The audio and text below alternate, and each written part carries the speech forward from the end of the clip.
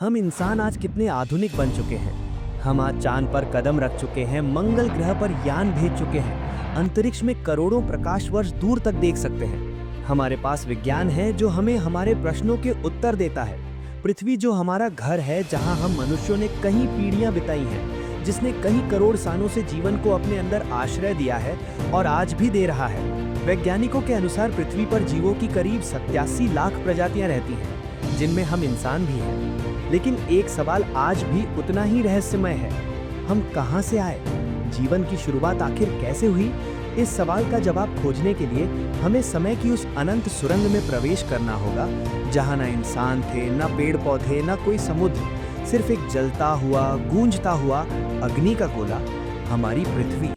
आज से करीब 4.5 अरब साल पीछे ब्रह्मांड नया था। एक युवा तारा, हमारा सूर्य, अपने चारों तरफ गैस और धूल के कणों को खींच रहा था। इन कणों की आपसी गुरुत्वाकर्षण शक्तियों से छोटे बड़े ग्रह बन रहे थे। इन्हीं में से एक थी हमारी पृथ्वी। लेकिन तब ये हमारा नीला घर नहीं था, बल्कि एक जलता हुआ अग्निपिंड था। सतह पर लावा की नदियां बह रही थीं, हर दिशा में धधकते ज्वालामुखी थे। वायुमंडल जहरीली गैसों से भरा था, अमोनिया, मीथेन, कार्बन डाइऑक्साइड और सल्फर। सूरज की घातक विकिरणें सीधे सतह पर गिरती थी। धरती पर उस समय जीवन की कल्पना तक नहीं की जा सकती थी। आज से करीब 3.8 अरब साल पहले धरती के गुस्से का तापमान धीरे धीरे ठंडा होने लगा।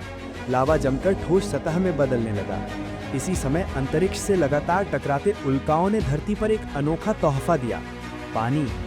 इन उल्काओं के भीतर थे जमी हुई बर्फ के क्रिस्टल्स। जब ये धरती से टकराए तो बर्फ पिघली और धीरे धीरे धरती पर पानी के विशाल भंडार बने। छोटी छोटी नदियां बनी, नदियों से झीलें बनी, झीलों से पहले समुद्रों का जन्म हुआ। धरती पर जीवन की पहली शर्त पूरी हो चुकी थी, पानी मौजूद था।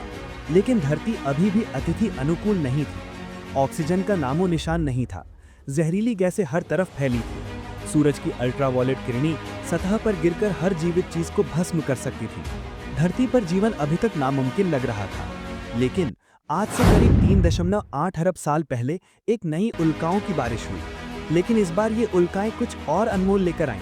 कार्बनिक यौगिक, अमीनो एसिड्स और प्रोटीन के शुरुआती अणु। ये अणु महासागर में गिरकर हाइड्रोथर्मल वेंट्स तक पहुंचे। ये प्राकृतिक गर्म पानी के झरने थे, जो समुद्र की गहराइयों में सूर्य की रोशनी से कोसों दूर स्थित थे। यहाँ से खनिजों से भरी गर्म धाराएं निकलती थीं। यही अंधेरे और दबाव के बीच पहले प्रोटीन बने।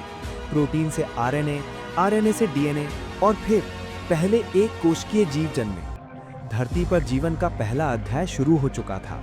आज से करीब 3.5 अरब साल पहले कुछ बैक्टीरिया ने एक अलौकिक शक्ति विकसित की, प्रकाश संश्लेषण। इन जीवों ने सूरज की रोशनी को ऊर्जा में बदलना सीखा। इस प्रक्रिया में एक उप उत्पाद बना, ऑक्सीजन। शुरुआत में ये ऑक्सीजन महासागरों की चट्टानों और खनिजों में समा गई। लेकिन जब वे संतृप्त हो गए तो ऑक्सीजन वायुमंडल में भरने लगी। जहरीली गैसें कम होने लगी। सूरज की हानिकारक किरणों से बचाने के लिए ओजोन परत बनी। धरती पर जीवन की नई संभावनाएं खुली। आज से करीब 1.5 अरब साल पहले धरती की सतह के नीचे टेक्टोनिक प्लेट्स खिसकने लगी। छोटे भूखंड आपस में टकराए और मिलकर बने पहले सुपर कॉन्टिनेंट्स, कोलंबिया, रोडिनिया और बाद में पैंजिया। लेकिन प्रकृति के खेल का कोई अंत नहीं। करीब 7.5 करोड़ साल पहले धरती पर आया सबसे लंबा हिमयुग। महासागर बर्फ की चादर में जम गए। तापमान इतना गिरा कि धरती लगभग एक स्नोबॉल बन गई। जीवन विनाश के कगार पर पहुंच गया। लेकिन ज्वालामुखियों ने फिर से कार्बन डाइऑक्साइड बढ़ाई। धरती पिघली और जीवन की नई सुबह हुई। आज से करीब 54 करोड़ साल पहले समुद्र में जीवन का महान विस्फोट हुआ। हजारों नई प्रजातियां बनी। समुद्री पौधे, केकड़े, जेलीफिश और अनगिनत अजीबोगरीब जीव विकसित हुए। पहला रीढ़ की हड्डी वाला जीव पिकाया इसी दौर में जन्मा। जीवन अब तेजी से आगे बढ़ रहा था। आज से करीब 38 करोड़ साल पहले कुछ मछलियों ने अपने फिन्स को पैरों की तरह इस्तेमाल करना शुरू किया। ये धीरे धीरे टेट्रापॉड्स बने।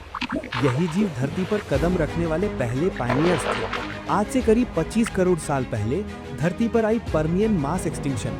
ये अब तक की सबसे भीषण आपदा थी। लगभग 95% प्रजातियां खत्म हो गई।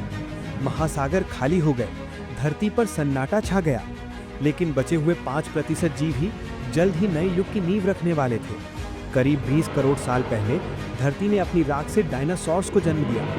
कुछ शाकाहारी, कुछ मांसाहारी। कुछ छोटे तो कुछ गगनचुंबी। करीब 11 करोड़ तक ये धरती पर फल फूल रहे थे। पर इसके बाद क्या हुआ? सारे डायनासोर्स कहाँ विलुप्त हो गए और इंसान कहाँ से आए?